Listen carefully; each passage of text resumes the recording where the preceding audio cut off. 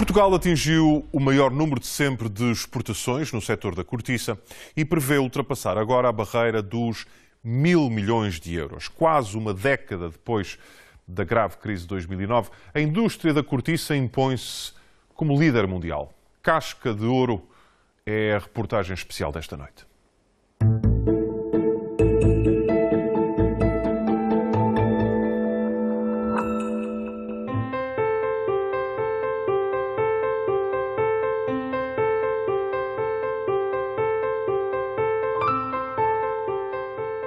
O assobiador, também conhecido como o casamenteiro, é o sobreiro mais antigo do mundo. Era através do assobio que chamavam as pequenas para namorarem, ou seja, a rapariga morava da parte lá e o rapaz aparecia por aqui e através do assobio a rapariga vinha ter com ele e pronto, aqui passavam 1 hora, 2, até que o pai e a mãe aparecessem à pergunta dela. Plantado há 234 anos em Águas de Moura, em Palmela, tem agora 16 metros de altura, foi descortiçado umas 20 vezes. A sua casca deu numa só extração para mais de 100.000 rolhas. Esta espécie encontrou condições ideais para prosperar na bacia do Mediterrâneo Ocidental e Portugal é, neste momento, o maior produtor de sobreiros.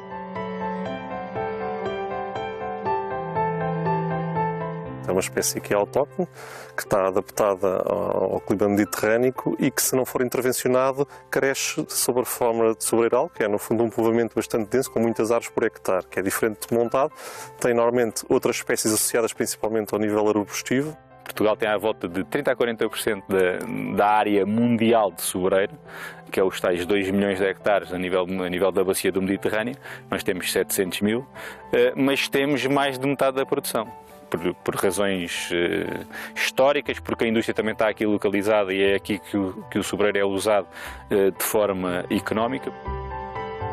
Calcula-se que sejam extraídas por ano 137 mil toneladas de cortiça dos sobreiros que seguem para o concelho de Santa Maria da Feira, onde se concentra 85% da indústria responsável por mais de metade da transformação mundial de cortiça, que bateu recorde de exportações no último ano. Vamos claramente atingir o ano recorde das exportações do nosso setor, na casa dos 950 milhões e daquilo que são os indicadores de mercado, a nossa expectativa é atingir os 1.000 milhões de euros em 2017, portanto um pouco antes daquilo que era a nossa meta, que era o ano 2018.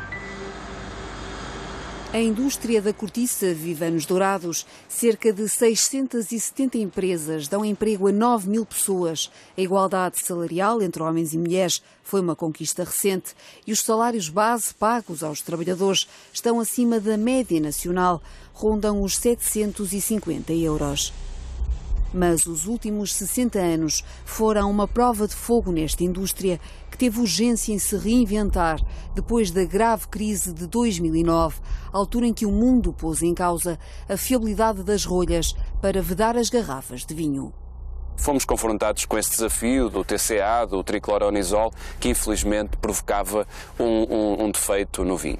O setor da cortiça conseguiu, mesmo em períodos de muita dificuldade, e falo sobretudo dos anos entre 2008 e 2009, onde o setor da cortiça perdeu 150 milhões de euros de exportações, mas sobretudo aquilo que eu penso que é a ideia-chave da mudança foi que o setor da cortiça soube transformar ameaças em oportunidades.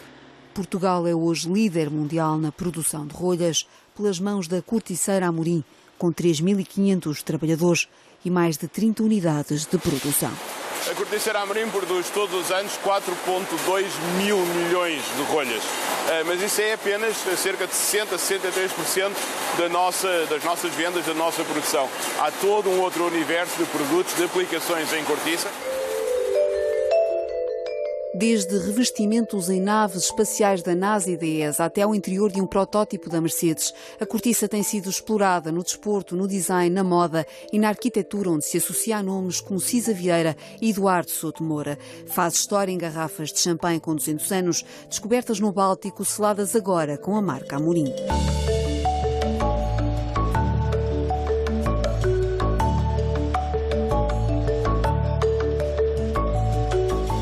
na produção da rolha que se concentra o maior investimento, nas máquinas de corte e, sobretudo, nas de teste de qualidade. As rolhas premium saem do trabalho manual desta fileira e vão passar depois por uma análise química de tecnologia única implementada no ano passado. Permite utilizar uma das análises químicas mais sofisticadas do mundo, cromatografia gasosa, para detectar rolha a rolha e fazer um controle de qualidade que se mede em partes por trilhão. Nós aqui estamos basicamente à procura de uma gota d'água em cerca de 800 piscinas olímpicas. Seria de pensar que uma corticeira Amorim, com a dimensão que tem, não deixaria mercado para outras empresas, sobretudo nas rolhas e nos pavimentos para construção civil. Mas, pelos vistos, não será assim. No meu entender, não asfixia, até porque cada uma tem muitas vezes canais próprios, tem a sua identidade própria, tem os seus clientes identificados, tem regiões do mundo e mercados onde tem mais preponderância que outros e, portanto, cada um soube ocupar esse espaço. Há mercado que se molda em torno do líder mundial. Esta fábrica, por exemplo, arrancou há 44 anos para aproveitar desperdícios que se amontoavam da produção de rolhas de vinho. Éramos vários irmãos e tínhamos 5 empresas de rolhas. Nessa altura éramos uns produtores de rolhas grandes, já tinha uma dimensão muito interessante. E o desperdício que nós produzíamos era muito grande. E daí a necessidade de tirar alguma mais-valia do desperdício. Foram-se as rolhas, ficou uma fábrica de pavimentos que nos últimos 2 anos conquistou vários prémios internacionais de design. O mundo mudou muito a partir de 2008, a crise na construção foi global. Temos conseguido colmatar essas dificuldades com novos mercados. Surgem agora novas gerações que arriscaram abrir pequenos negócios de família e procuraram dar o salto para novas aplicações para a cortiça, que aqui chega em granulado, uma espécie de pó misturado com cola, que depois vai para um molde sujeito a altas temperaturas para ganhar a forma que lhe quiserem dar. A grande dificuldade que nós sentimos quando começamos foi transmitir às pessoas o que é que era possível fazer. As palmilhas são a base da produção, mas o design abre novas portas para feiras internacionais e agora para o retalho.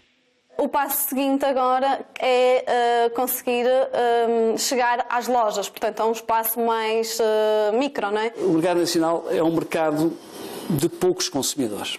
Nós somos 9 milhões, mas se formos aos 9 milhões e estratificarmos os diferentes segmentos da sociedade, efetivamente nós temos um mercado muito diminuto. Em Elvas, a cortiça ganha traços de design com sobreposições, cores e cortes cirúrgicos a laser. Tudo é possível com cortiça, dizem.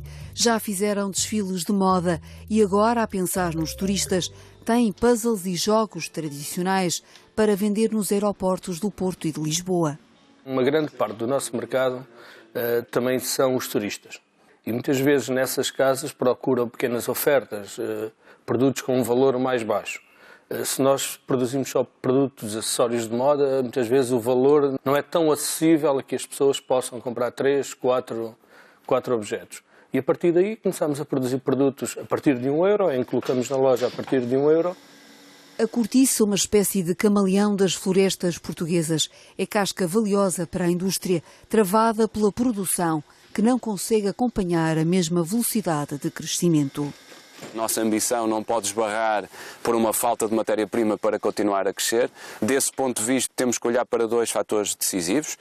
As áreas de montado que existem atualmente em Portugal, os 730 mil hectares, e perceber como é que nestes 730 mil hectares podemos produzir mais e melhor cortiça, e olhar também para áreas que ainda não são montado.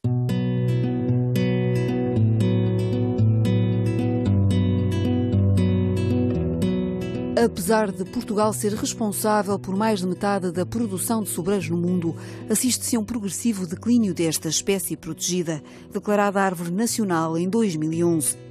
As conclusões a que se chega que têm a ver com as mais práticas de gestão, ou seja, de facto há montados bem geridos e que se consegue ter o arvoredo com um bom estado sanitário, com as copas verdes, e há outros montados em que alguns proprietários passam com um trator com uma grade de disco com muita frequência, cortam um mato, passam debaixo das árvores, cortam depois as raízes superficiais e o que acontece é que, quando são cortadas essas raízes, é uma porta de entrada para doenças em que o sobreiro não morre logo, mas passado uns anos morre. As vacas são muito más e aí, de facto, há problemas ao nível dos apoios da PAC que motivam o proprietário a ter vacas e, portanto, ou se tem vacas ou se tem produção de cortiça e sobreiros e, portanto, muita gente pensa que consegue ter as duas coisas. Na zona do Tejo e do Sado, onde está concentrada a maioria da produção, eu penso que nós, apesar de também haver, eventualmente, algumas zonas onde a produção está em queda, vamos conseguir reverter esse processo porque temos hoje uma capacidade de gestão florestal que não tínhamos.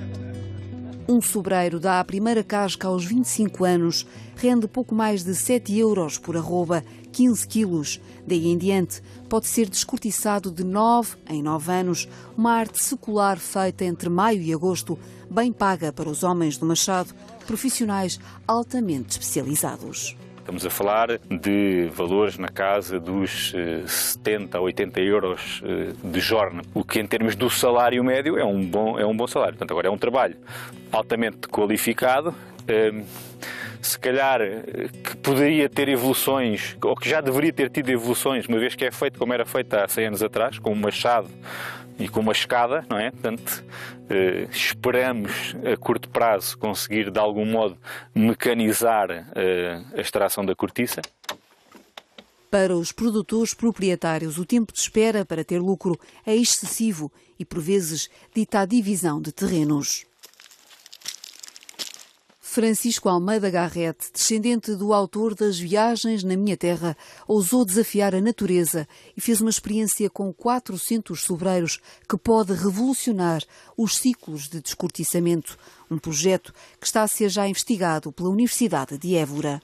Aqui, ao instalar um olival intensivo, lembrei-me numa área em que o solo era mais propício aos sobreiros, já que havia lá uns sobreiros, de montar e fazer uma experiência de, à semelhança do olival intensivo, fazer sobreicultura intensiva. Quando os sobreiros tinham o diâmetro à altura do peito suficiente legalmente para se extrair primeiro a cortiça, portanto a cortiça virgem, isso foi aos 8 anos. Isso foi espantoso. Por enquanto, não há conclusões definitivas que garantam a qualidade da cortiça retirada em menos de metade do tempo, mas multiplicam-se as experiências no terreno. Hoje em dia nós queremos tudo para ontem, não é? Portanto, não estamos disponíveis para esperar uma coisa que não vai ser na nossa geração, vai ser na geração dos nossos filhos ou dos nossos netos. Portanto, mas hoje em dia, com uma técnica diferente, atuando de uma forma mais intensiva sobre as árvores, sem as danificar, conseguimos na realidade reduzir esse período de entrada em produção e dar um incentivo maior a que as pessoas apostem nesta espécie.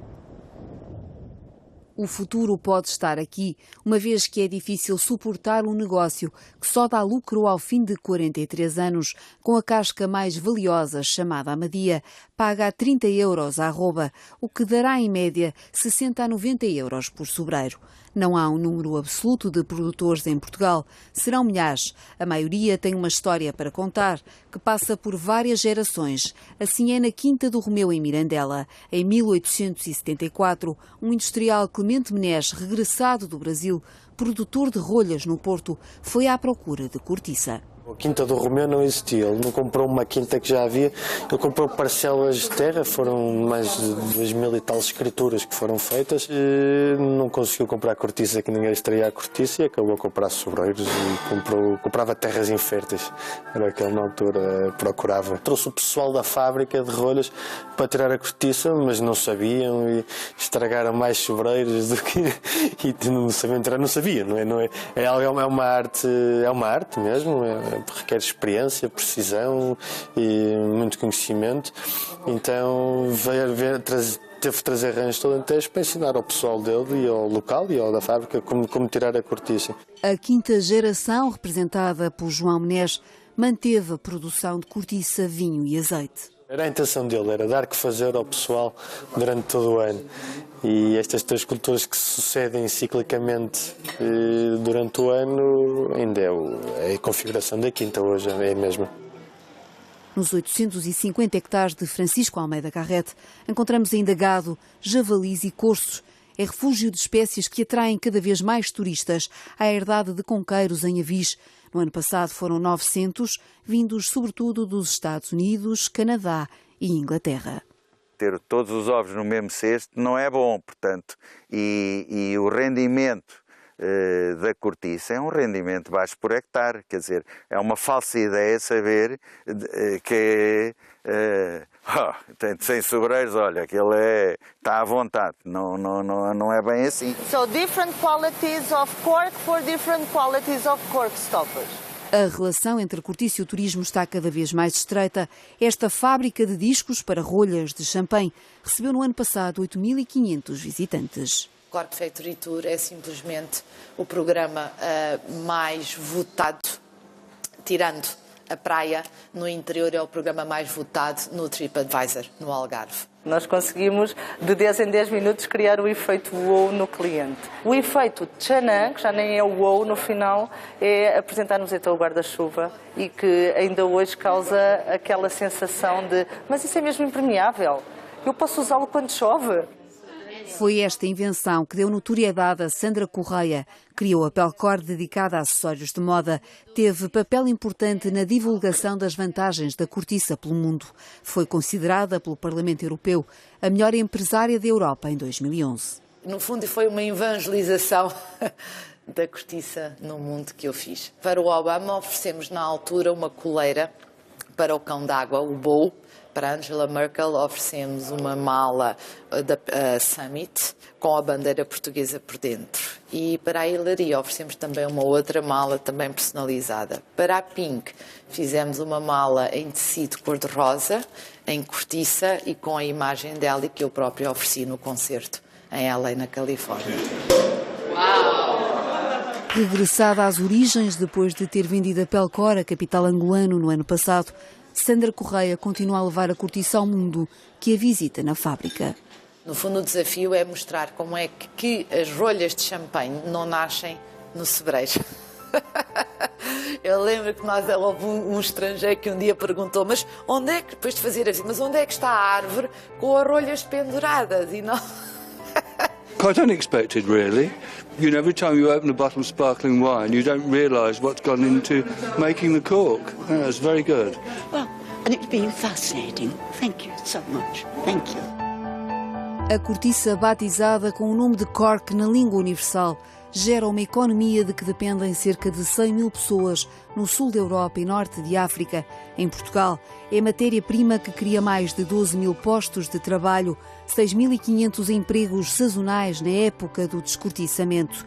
Números calculados por uma das mais conhecidas ONGs do mundo, a World Wide Fund for Nature, que colocam o nosso país na liderança mundial na produção e transformação desta casca de ouro.